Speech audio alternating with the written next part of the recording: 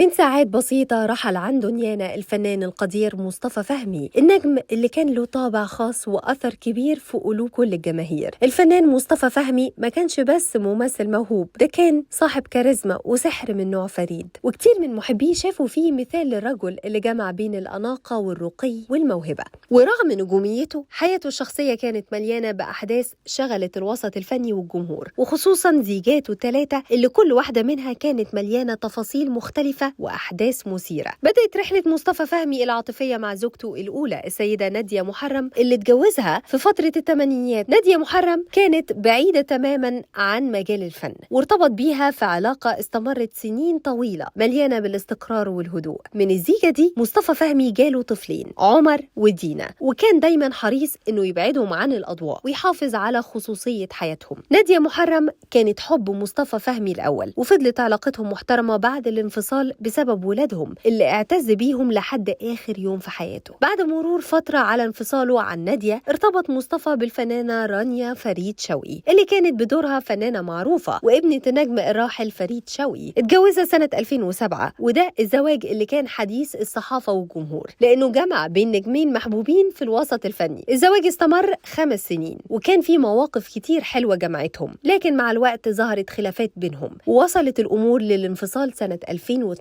لكن رغم الطلاق، مصطفى فهمي حافظ على احترامه ليها ودايما كان بيتكلم عنها بشكل لائق، وكان بينهم صداقة استمرت بعد انفصالهم. أما الزيجة الثالثة في حياة مصطفى فهمي فكانت من الإعلامية اللبنانية فاتن موسى اللي اتجوزها سنة 2015. قصة حبهم بدأت بشكل رومانسي وظهرت كتير من مشاهد حبهم في الإعلام، لكن للأسف العلاقة دي ما استمرتش بسلام، وبدأت الخلافات تظهر بينهم، وبدأت الصحافة تتابع أزماتهم باستمرار المتكررة. وسنة 2021 مصطفى فهمي أعلن انفصاله عنها بشكل مفاجئ، وده أثار جدل كبير خصوصا بعد التصريحات المتبادلة اللي صدرت منهم بعد الطلاق، اللي كانت مليانة باتهامات قاسية جدا ومتبادلة في الإعلام. رغم كده مصطفى فهمي اختار إنه ينهي العلاقة بهدوء ويحافظ على كرامته. ولحد هنا تكون انتهت رحلة فنان جمع بين موهبة مميزة وحياة شخصية مليانة تجارب، وكان حريص إنه يحافظ على صورته قدام جمهوره بشكل محترم عشان يكون مثال للفنان الراقي اللي بيحترم نفسه وجمهوره لأبعد درجة. الفنان الراحل مصطفى فهمي كان رمز للراجل اللي قدر يحافظ على هدوءه وأناقته لحد آخر يوم في حياته، وذكراه